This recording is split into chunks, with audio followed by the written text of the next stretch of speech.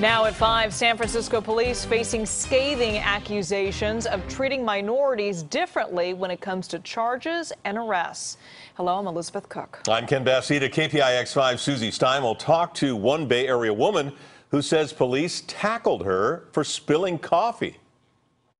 I'm still afraid to walk the streets of San Francisco to go to my appointments, and I'm just nervous that the police might take me and hurt me again.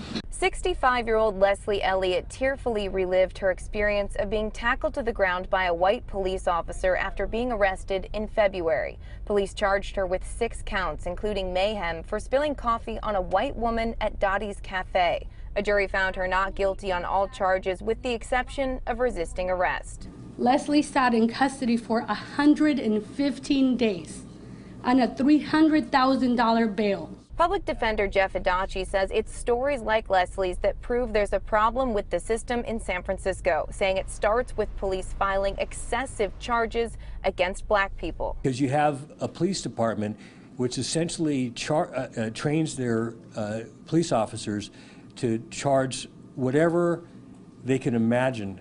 So is the conclusion that in many ways the court system in San Francisco and the police department is acting in a racist way? Yes.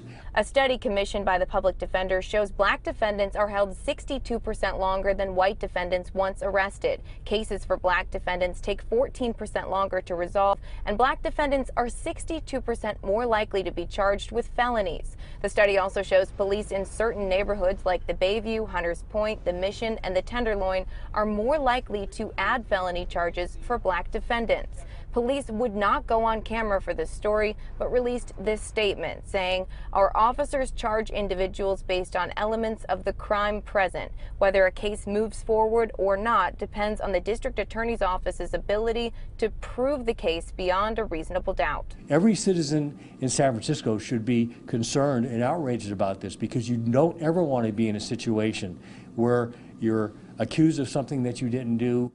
Now, this report came out early this morning, so we've been reaching out to police all day today, trying to get someone to respond on camera, and in the end, police chose not to talk. Ken?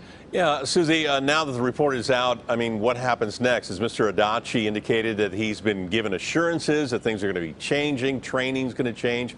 Any of this from SFPD?